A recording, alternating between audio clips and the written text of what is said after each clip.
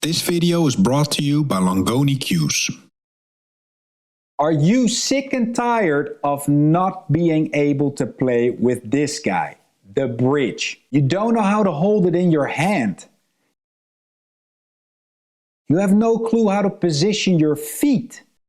How are you supposed to hold your arm? Should it be horizontal, vertical? And how do you even stroke through the cue ball with this thing? You feel like you're poking the shot, jabbing at it, miscuing, missing shots that you feel you should make. This is getting you frustrated and it feels like a big handicap. Well, good news. We're gonna cover this topic in depth in this video and get you more comfortable with the bridge. Okay, let's start with the basics. What is a good quality bridge? There's a bunch of bridges out there on the market, but I would highly recommend just a few of them. For example, this black one, you see there's nice different levels and it's pretty stable. Then you have the cross bridge that comes from Snooker. I don't have that right here at my home, but I would highly recommend this guy here from Kamui. I helped design this one. This has a super nice feel over the edges. You can turn it sideways, up and down, mirror image to get the exact feel for your draw shots, stun shots, and topspin, and use it also when you're Chinese snookered or jacked up over a ball. Plus, you can very easily put this on your break cue like this and get you going in your match. Okay, second of all, how do you hold the cue in your hand when you're using the bridge? Well, it's not that difficult. If you've watched some snooker matches, they pretty much all hold the cue the same way, and in that game you use the bridge a lot. So let's take their technique, bring it over to the pool table and use that to our advantage. So I want to show you two grips. The first one is, you have the mouse part of your hand right here. You put the rubber part of your cue against that portion of your hand. Then you're going to put your index finger and your middle finger on the top side, and you can see automatically your ring finger and your pinky, they go under it. And if you're a little bit twisted like this or this, that doesn't matter that much. Then you also use your thumb to bring that together so it's not going to drop. It has to be fairly stable. And then you're not going to squeeze. The feeling is like squeezing and relaxing.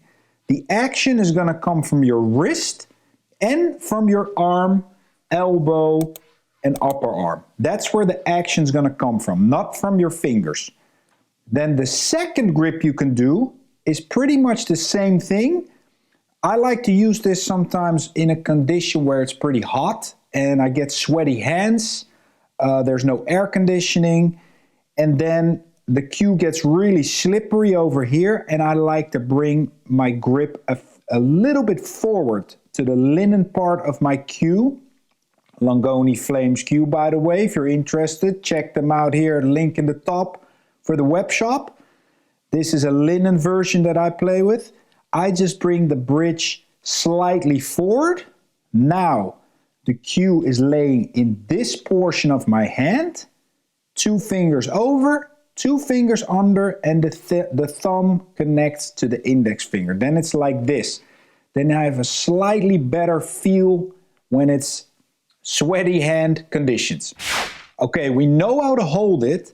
Now let's look at the legs and how we have to stand, because this is where it goes wrong a lot of times. With a regular shot, we use our right leg to get into the line of the shot, and our left leg steps out and we get down. But that is not gonna work when we play with the bridge, because we need room to move our arm. And if we stand in this position, we have 0 room to move our arm. So the technique is as follows. We're gonna flip it around. Our left leg, or the middle of our body, gets over the shot, and we kind of step out with our right leg. So our body is twisted into the shot like this. So not like a regular shot, but kind of the opposite way. You're going to stand sideways. And look now. Now you have a ton of room to make this movement. Your whole body is free. Your legs are wide. and you have room to start making a stroke. And that's the next part of the process. A lot of people don't know how to hold their arm and actually stroke the ball. They get too tight in the shot like we just saw. Their arm is like this. They don't have any room to stroke. Could be they're like this. And they're going to go sideways. We need to open those legs. And now we know how to hold it.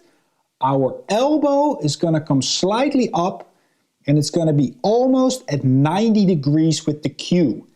That way, when you extend your arm, you can stroke straight through the cue ball, like this. And you don't need any balls on the table to practice this, just the bridge and your cue. You see this? When we hold it like this, that's when we get this pendulum action, which is going to lead to miscues, massé shots, less accuracy. We need to bring that elbow out, get the cue in front of your eyes, and go straight through the ball. This is going to feel a little awkward in the beginning maybe. It's going to go to the left or the right. But the more you practice this, the straighter it's going to be. And lastly, before I give you a couple of examples, when you put the bridge on the table, put it slightly away from the cue, so you're not going to hit it when you stroke the ball perhaps. Put it slightly to the side and use your other hand to keep it stable. So put it like this on the table. Usually you put both things together and then you block it. Put the arm out. Remember, I'm going to go around the table here. Just hit it like any other shot. This would be stun with a tip of right to go around the angles. Going through the ball. And look at that. Nice position for the two. First example. Here's an example of a draw shot. So I'm going to use the lower level position like this. Again, I see the line. My right foot goes out. Bring the bridge forward. Get the arm up. Bridge out of the way. 6 o'clock on the cue ball. Cue's in front of my eyes. Get the cue out of the way. And that's how you can draw the ball. And then the final example is with topspin. I'm going to use the highest level for that. Always use the appropriate level for the tip position that you need. For a topspin shot, you do not want to use this low one because you can't reach the high portion of the ball that way. And for a draw shot, you don't want to go high because now see the elevation in the cue? That's going to lead to miscues, massé shots. So use the level that you need. That's why this bridge is so good. So I'm going to go around the angles into the line of position for the 8. Remember that biggest position lesson. I'm going to post the link here in the top. Playing into the line of position. Here we go. Tip of high right. My right leg is forward. Slightly twisting my body. Get the cue out of the way. Block it. Arm up. Tip of high right. And going around the angles. Follow through. See the follow through there? That is how you stroke through the ball. There you go, pool players. These tips should get you well underway now and getting more comfortable with the bridge. Practice, practice, practice. You're going to feel much better soon when you put the time in. So it's now up to you and go to work. Don't forget to check out all the other great content on the channel. There's topics and playlists for everything that you need. And don't forget, if you're finally ready to work on the most important part of your game, the mental side, head over to the Terminator College and join the many hundreds of students that are already studying there right now. I'll see you in the next episode.